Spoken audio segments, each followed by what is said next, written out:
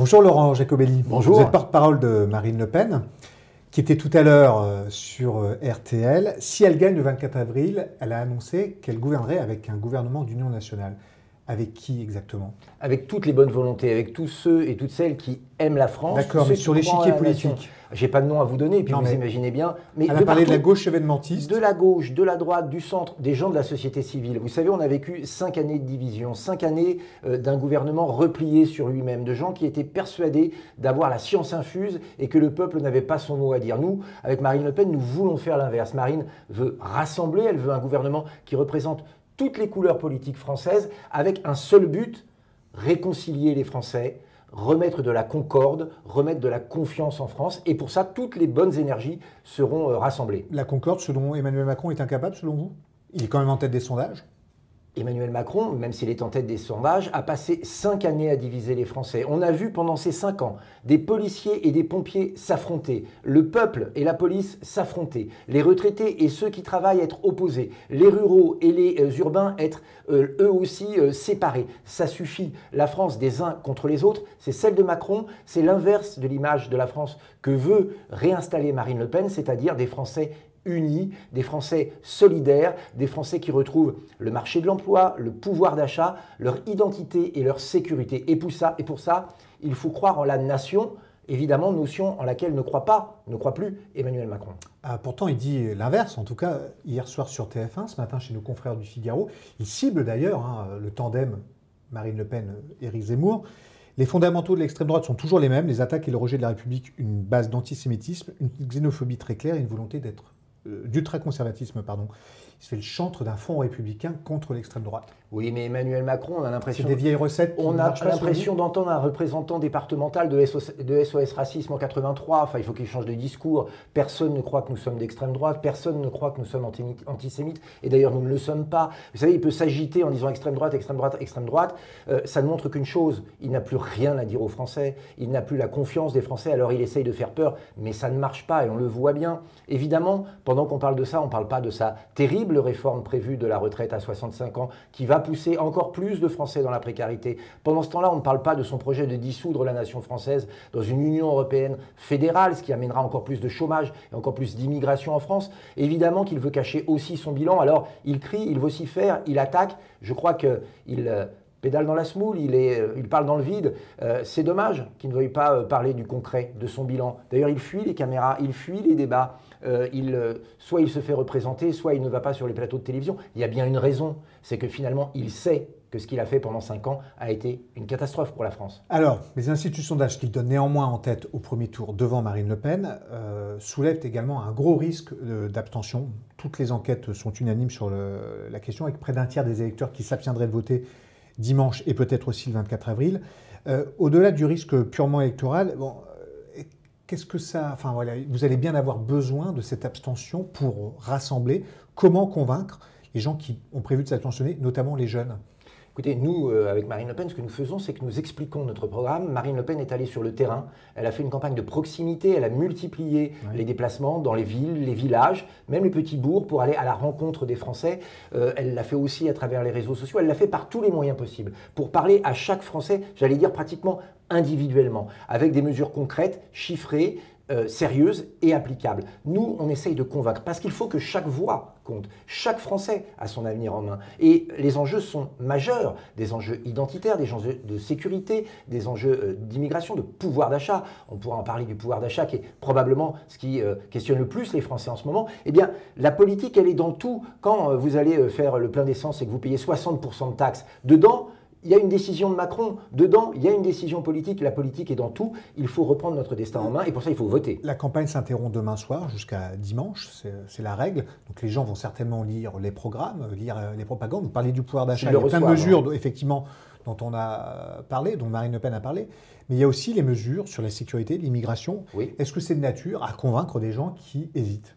Je le crois. Je crois que vous l'avez dit, le sujet principal aujourd'hui des Français, c'est le pouvoir d'achat. Avec Marine Le Pen, dès septembre, a fait des propositions très concrètes, comme par exemple sur l'énergie, la baisse de la TVA de 20 à 5,5%, ce qui représentera 12 milliards qui seront rendus aux Français. C'est pas rien et c'est important parce que ça peut aussi relancer l'économie. Mais ces milliards, il va falloir les trouver quelque part et c'est là que la question de l'immigration vient se mettre au cœur du débat. Parce que l'immigration, aujourd'hui, coûte une fortune aux Français. Une fortune en coût direct, avec l'accueil des migrants, légaux et illégaux, avec les coûts de sécurité et de justice que cela induit, parce qu'il y a une surreprésentation de l'immigration dans l'insécurité, et les coûts de logement, de santé, 1 milliard par an pour soigner gratuitement les clandestins. Eh bien nous, en réduisant ces frais-là, en arrêtant de donner des allocations sociales aux étrangers, eh bien ce sera 18 milliards d'économies. Vous voyez, tout est lié finalement, c'est une politique cohérente que propose Marine. Je prends la balle au bon.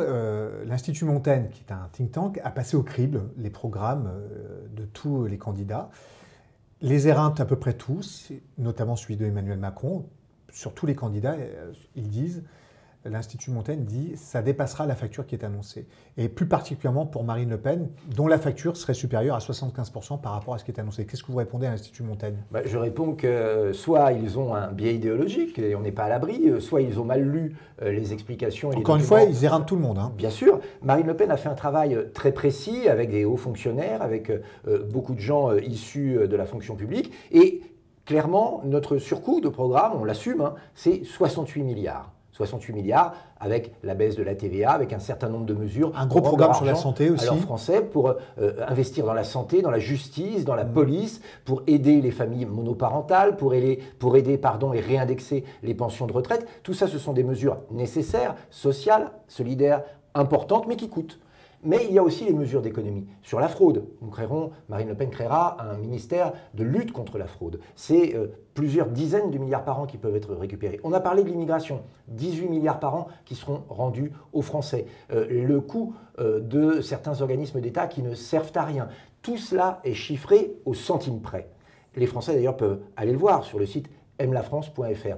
On est transparent, tout est sur la table, les projets de loi, le chiffrage, les financements. Jamais un programme n'a été aussi clair vis-à-vis des Français qui savent pourquoi ils voteront en mettant un vote Marine Le Pen dans l'urne. Marine Le Pen est ce soir, c'est son dernier meeting avant dimanche, à Perpignan, au Palais des Congrès. En début de semaine, c'est le parc des expositions qui était annoncé dans son agenda. Pourquoi ce changement ? Alors là, vous me posez une colle. Voilà. Non, c'est pas lié au fait que la jauge. Non, absolument pas. Le nombre de personnes attendues. Non, je crois que ce sont vraiment des. À quoi ressemblera la campagne de Marine Le Pen dans l'entre-deux tours si elle est qualifiée au second tour, comme semblent l'envisager les sondages, si elle est face à Emmanuel Macron? Il y a 5 ans, elle avait battu la campagne, avait fait un mauvais débat. Qu'est-ce qui changera cette année? D'abord, elle fera un excellent débat. Parce qu'elle est prête, elle s'y est préparée, j'allais dire depuis 5 ans. Vous savez, Marine Le Pen a ceci qui tranche avec les autres candidats, c'est qu'elle sait se remettre en cause. Elle sait dire parfois « j'ai fait une erreur ». Et quand elle a fait une erreur, elle sait travailler, elle sait remettre les choses à leur place pour ne plus jamais la faire. Imaginez Emmanuel Macron qui, pendant ces 5 ans, ait osé assumer que parfois il avait fait des erreurs. Il ait osé écouter l'opposition, il ait osé écouter le peuple, ce qu'il n'a jamais fait. Et rien que ce trait de personnalité-là doit donner confiance aux Français, qu'ils auront une présidente de la République à l'écoute et qui n'a pas le sentiment d'avoir la science infuse. Elle a simplement en elle l'amour des Français et le sens de l'État. Ça, c'est important. Alors, vous attaquiez Emmanuel Macron sur le fait qu'il ne battait pas la campagne. Oui. Il y a la guerre en Ukraine. Washington, hier, a annoncé de nouvelles sanctions, dites dévastatrices, interdisant notamment tout nouvel investissement sur le sol russe, tout comme les Anglais. L'Union européenne devrait annoncer un nouveau train de sanctions. Alors, est-ce que oui ou non, il faut qu'il y ait un embargo sur les hydrocarbures russes? Non. Il faut des sanctions, notamment des sanctions qui touchent les oligarques, qui touchent les proches de Vladimir Poutine. Bien évidemment, on ne peut pas rester sans rien faire. Je pense que personne ne pense ça. En tout cas, Marine Le Pen ne le pense pas. Elle a d'ailleurs appelé à une convention internationale dans le cadre de l'ONU pour essayer de trouver une voie vers la paix, parce que c'est quand même ça qui devrait nous animer. Mais attention, il y a une ligne rouge, c'est la protection des Français.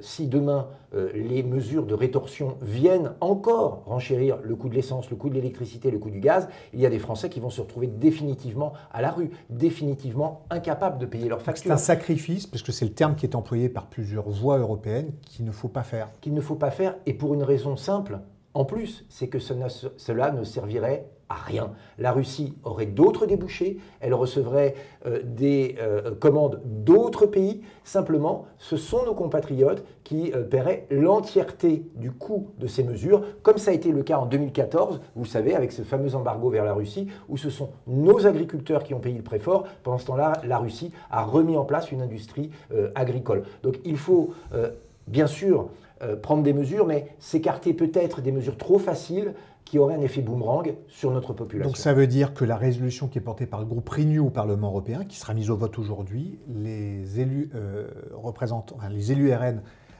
qui sont au Parlement européen voteront contre. Écoutez, il faut voir le texte, voir exactement ce qu'il y a dedans. Ouais. Nos élus l'étudieront avec beaucoup de, comment dirais-je, de transparence. Et si effectivement, ce qui semble être indiqué, c'est-à-dire qu'on demandera aux Français de payer le prix des mesures de rétorsion contre la Russie, bien évidemment, si ça n'a pas de sens, ils voteront contre. Merci Laurent Jacobelli. Merci à vous.